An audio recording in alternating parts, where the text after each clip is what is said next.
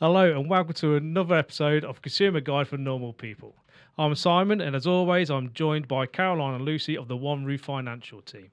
And today we're going to be talking about wellbeing finances. To help us through this, we have wellbeing consultant Bally from Bally B. Hello, Bally. Hello, Simon. It's lovely to be here.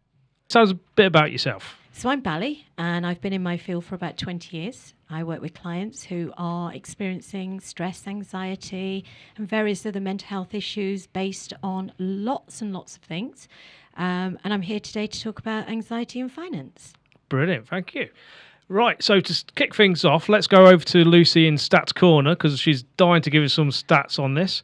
Over to you, Luce. Thank you, Simon. So, something that we found in this area from a study by Perkbox was that money is the biggest cause of stress in the UK, being 61% of people's stress reasons, which of course is extremely high. And they also found that over a quarter of adults experience financial stress on a daily basis. So every single day those people are worried about their financial situation, which is of course a lot of people. So what are your thoughts on that, Bally? Okay, I definitely agree with that, and those stats certainly appeared quite high. I guess people that come in to speak with me, they wouldn't say they're stressed. I don't think people often recognise how worried or stressed they are, but actually just hearing you talk about those, it's interesting. I think it's the daily figure. And, for someone to have to wake up every single day and the first thing they think of is, I'm worried about money, or how am I going to pay that bill today? That is a terrible situation to be in. And I think people need to seek help, whether that be the help of a friend or someone they can rely on, someone they can trust to talk to. There are also so many resources out there. So from a practical perspective, there's charities that specialise in this area. You can even contact Citizens Advice, who give a more general approach. But I would always say the very, very first thing you should do from a practical side is contact whoever the provider is. So whether it be an energy bill that you can't pay, and energy bills come through the post and you think, oh my goodness, where am I going to find that money? First thing you should always do is contact the provider themselves directly. They have specialist teams set up to deal specifically with this. They will never dismiss you. They will try and do everything they can to help. And it's not as scary as people think, because I think that's what people do. They worry and think, oh, what are they going to think of me? Or they won't be able to do anything anyway because I've still got to pay that bill. But it's the fact that they might allow them to pay it in smaller amounts over a longer period of time.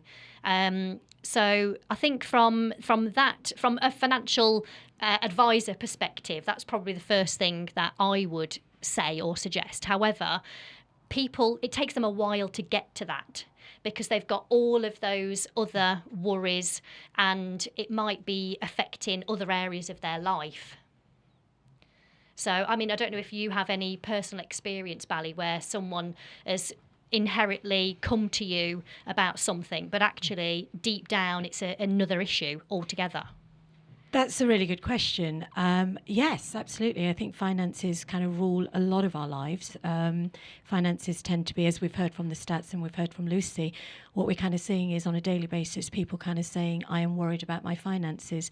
So it could be anything from kind of food to kind of their bills and their rents. And I suppose one of the other things is that when we kind of break down these stats, what we know is that one of the bigger parts of finances is paying your bills or paying your rent or paying your mortgage, because that tends to be a bigger payment.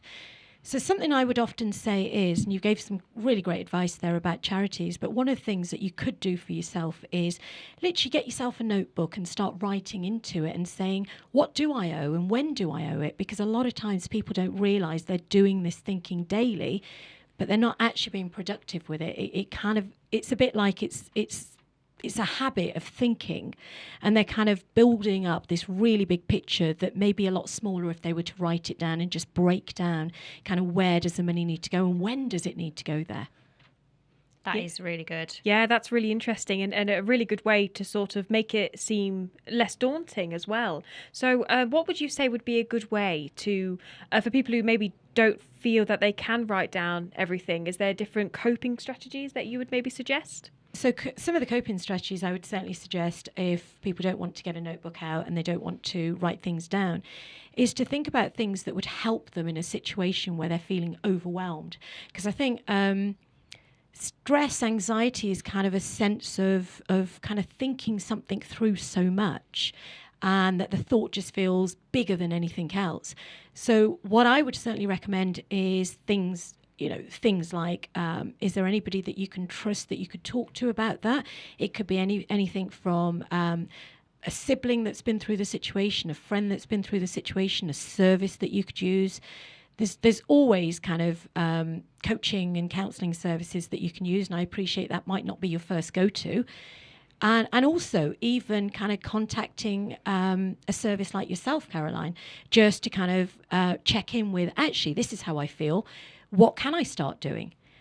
So if you don't want to write down, think about who you can go to and start airing how you feel. We often, in my field with wellbeing, we often talk about sometimes things need to be talked about because they're kind of locked in your head. So just by kind of airing it with somebody else can give you a little bit of perspective. There's also things like using kind of creative things that can help you. So anything from getting a jigsaw out to knitting, if you want to kind of take your mind off something for a few moments. And you've always enjoyed knitting or crocheting or sewing. These are all very creative things. The reason I'm kind of focusing on creative things is because a lot of times thinking goes on very much in our analytic heads. But there's an emotion attached to it. So by kind of taking ourselves out of our heads, what we do is just kind of a little bit like kind of parking something and coming back to it with a bit more clarity. So again, Lucy, great question. So colouring books, jigsaws, a nice music list, favourite song that you like that just chirps you up for a few moments, takes us away from that distraction of overthinking. Is that helpful? Yes, very, yeah. And I mean, personally, when I get quite overwhelmed, I think that I just try and almost dissect the situation myself and try and calm myself down. And everyone obviously deals with things in a different way, don't they? Oh, absolutely. I tend to find I'm more physical with how I react to stress. So recently, my shoulders have been absolutely terrible. As I get quite annoyed with things at the office or at home, just in daily life, I feel my shoulders just coming up around my ears and staying in that for any period of time. It just, honestly, my shoulders have been absolutely killing me. So this is quite a new thing for me. I've never really, I must have been the stamp duty holiday because we've just been so crazily busy. I mean, the stamp duty holidays helped an awful lot of people, but it has been really stressful for our industry and also the legal industry as well. So I've been finding that actually doing a few little exercises at work, so even just a few stretches, but also trying to kind of just step away from a desk just for 10 minutes and just try and, just have a little break. And I've also been having massages, which is a little treat for myself. It's one of my favourite things to do. So it's probably very, very different to other people, but I certainly feel it physically rather than anything else. Yeah. Yeah. And I'm sure that does show sort of how everyone is so different, and whether it's going out for a walk or getting out a colouring book and maybe just having a bit of play, being creative. It's all different ways of coping, isn't it?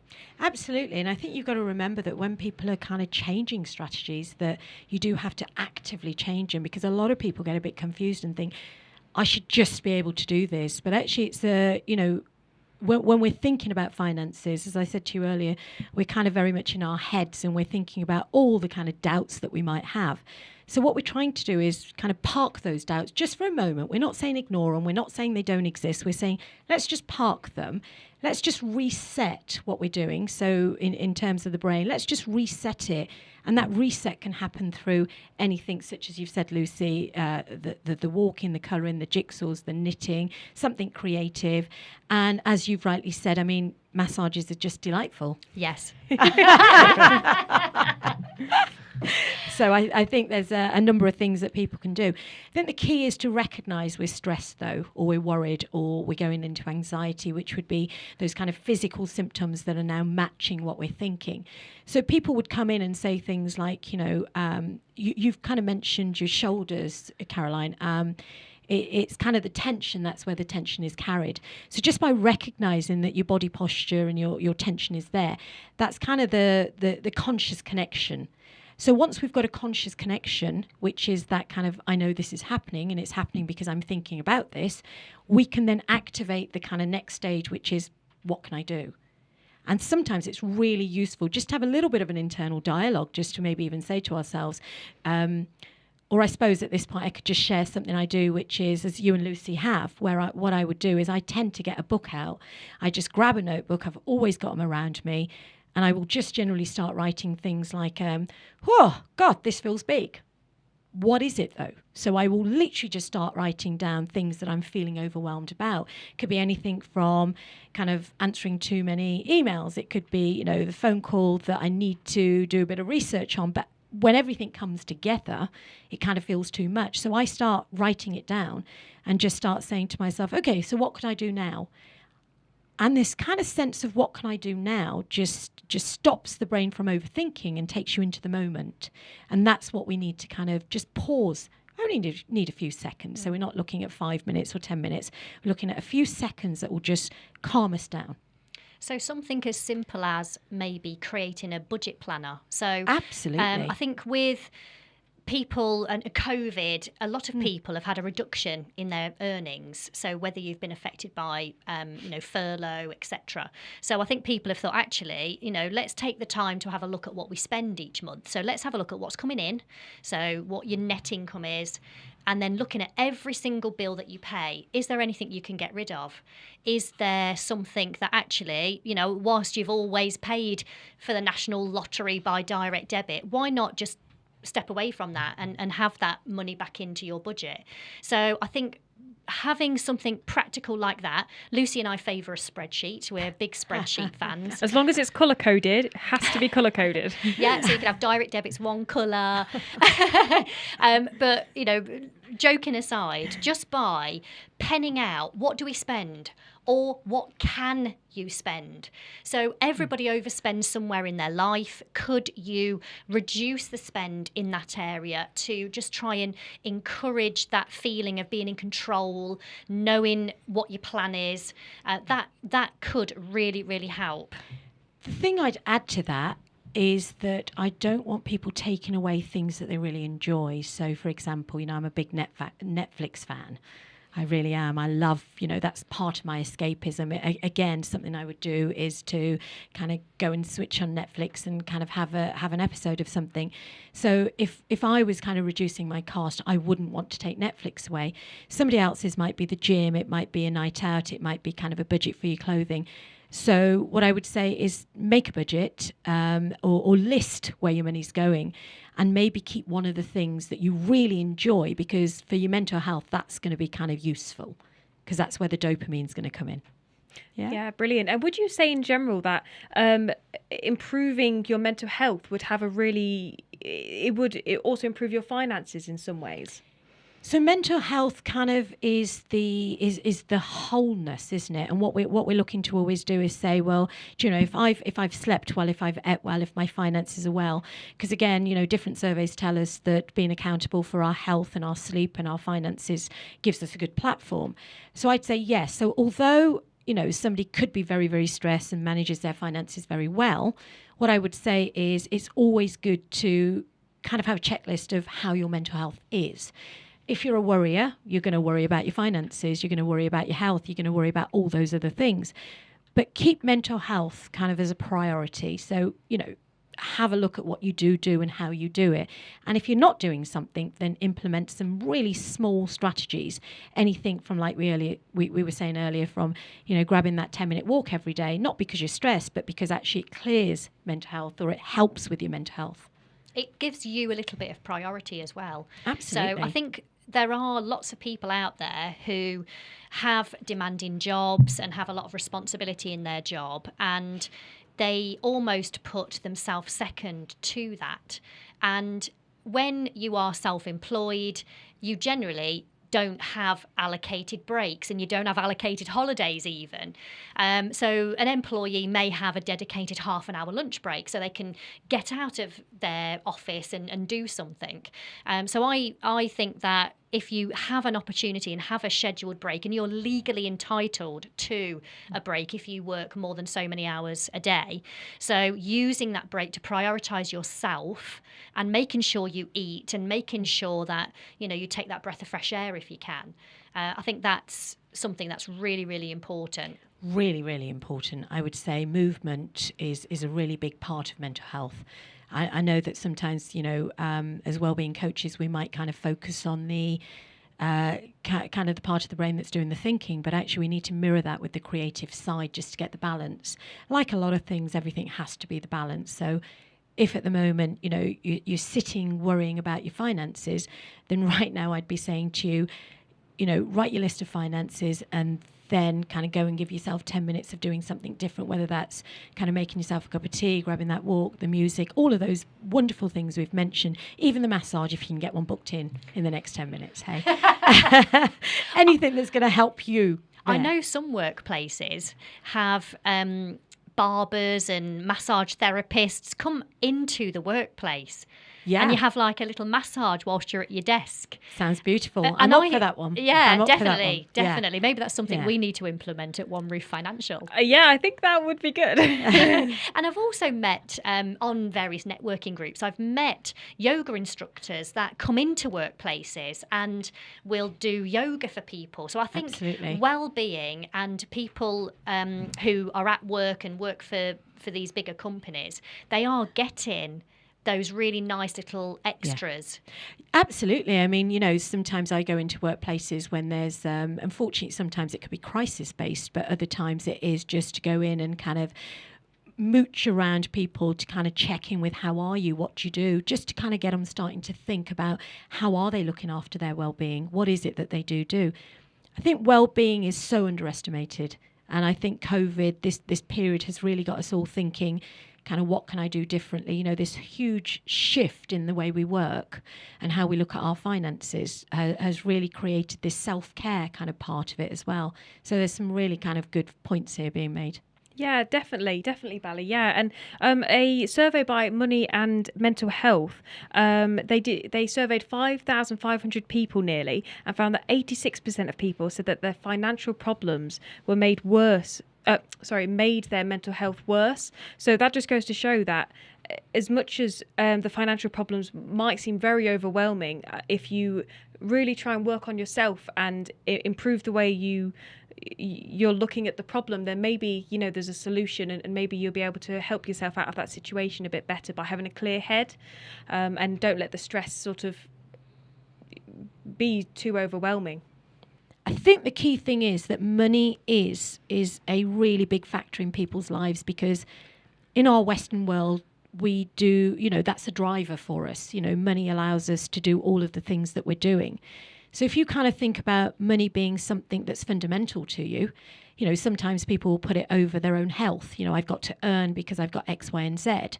Then we've got to kind of take it really seriously. You know, we've got to kind of step back and go, gosh, you know, if my finances aren't right and they're the biggest part of me, then how do I, you know, because it will impinge on your mental health just through stress, the body changing kind of how it works for you, more cortisol, more adrenaline in the body, the way we think changes because obviously the stress factors are kind of creating that for you. So I think it's about having a plan. And I think, again, you know, Caroline, if anybody was calling into you and saying, you know, I'm looking to do X, Y, Z, I think the first point might be to start looking at, well, you know, where are you? What are your stress factors in this? Because it's always useful to give somebody a little bit of relief around, well, actually, we can look at this differently. What's your thoughts? Yeah, I completely agree. And I think one thing that I was thinking about whilst you was talking about that was how can we recognize it in other people? Because it might be that someone rings and they seem quite, normal on the phone, don't seem stressed. But it's, how do I recognize that there might be something that needs to be picked up on? Yeah, really great question. And I think for me, obviously it's a job I do on a daily basis. I would always go in with a brief assessment. So we can always use kind of things like the scale, where we kind of say between 1 and 10, where are you? If we check out people's kind of habits, we might say things like, oh, do you find yourself eating more? Are you a smoker? Are you smoking more? Are you relying on kind of substances to kind of help you? Or are you not eating? Are you a healthy eater and not eating? So there's kind of fundamental things that we can check out. What's your sleep like at the moment? You're going for a mortgage, you're looking at finances. Are you sleeping okay? Are you eating okay? Are you still accessing your social networks? Because again, as much as we tend to think social networks aren't that important, I think during the COVID period, we've realized just what a huge source they are for us. So I would be saying to you, do a small checklist of checking in with people and saying, hey, how are you sleeping? How are you eating? How do you generally feel about this? And for you, that will give you some insight into kind of how somebody's behaving or how their behavior has changed around it. Yeah.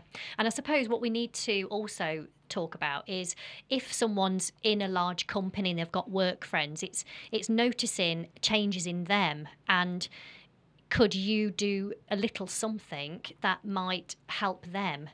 So I think that would be really good to know. So is there any kind of telltale signs where you can, is it irritability? Is it?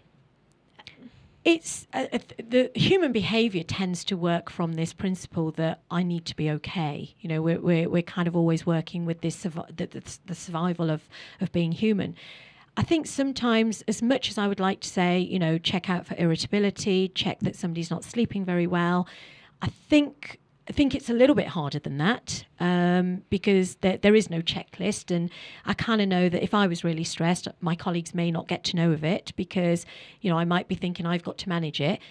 But I think the key is to kind of approach somebody and say, hey, I've noticed something different. If your colleague that sits next to you every day always has a cup of coffee in the morning, and you found for the last 5 days they're not, and you're hearing them say, oh, it's got too expensive, maybe it's about checking in and saying, hey, what's up? So go in very tentatively, because mental health is just such a huge field, and I just think people don't always feel that they want to put it out there.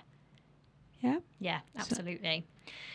Okay, so what about then professional help? So everybody's heard of like CBT and counselling and this. So what actually are all of the different? Because you've got hypnotherapy.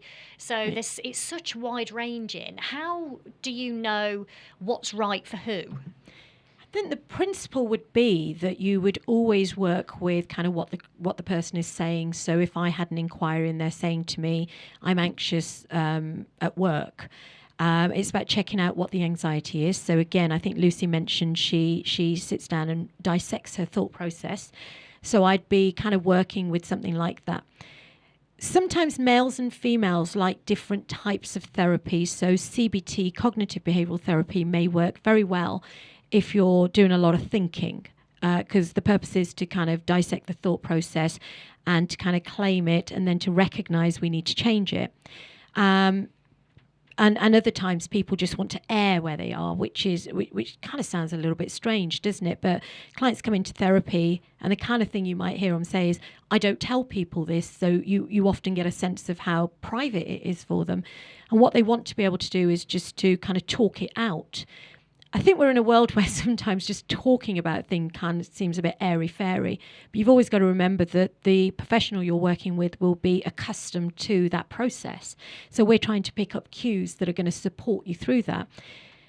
You mentioned hypnotherapy. Hypnotherapy and finances, although it may be something you access hypnotherapy for, hypnotherapy is often around kind of looking at replacing kind of how we're thinking about something.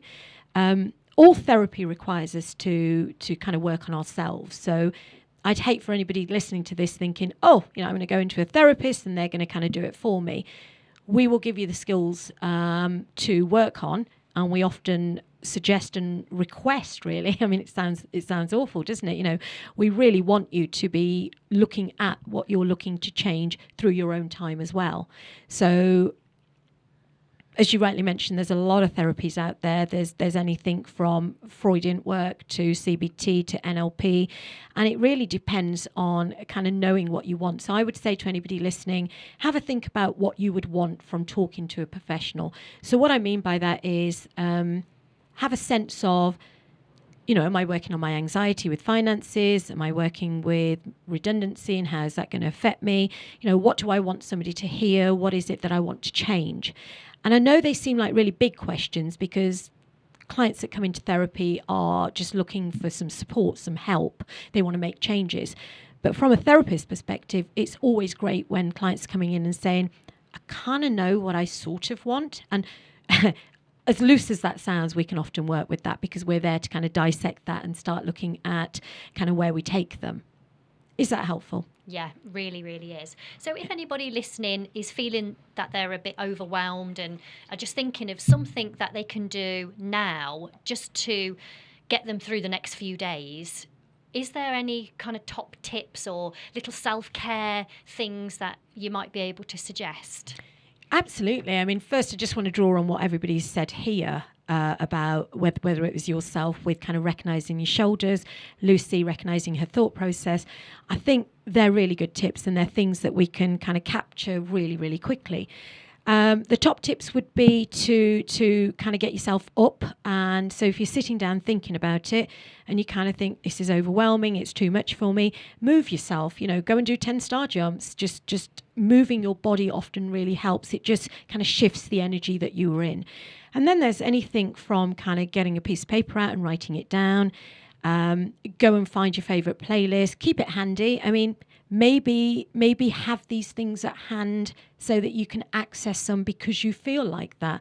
So one of the skills that I always try and teach clients is have a list of things that really work for you. You know, anything from that notebook to the colouring book to jigsaws to the knitting to the crocheting to the sewing. You know, no point saying I love sewing if you haven't got a sewing machine. So think about what you've already got there and what really helps you. Anything from baking, you know, if you've got flour in your cupboard and you want to bake, go and bake something. It doesn't have to be perfect. The purpose here is to kind of take you away from what you're thinking and how you're feeling. And then what you can do is once you've done what you've done, you can go back to kind of your thinking. And at that stage, use a notebook and say, right, what is it I'm trying to work out here? So really kind of use yourself to work on what you're needing at that time. It's not easy. It's new. So you've got to learn these skills. Because again, a lot of people kind of think I should just know it. And we don't. It's not something we get taught in schools. It's just something we kind of grow up and do, and it's experiential. So be kind to yourself. Acknowledge that you're stressed or anxious or overthinking or sleeping too much or eating too much. Acknowledge it first. That's always the first set of skills that you need. And then move into what could help me right now, which are the bits that we've just talked about there.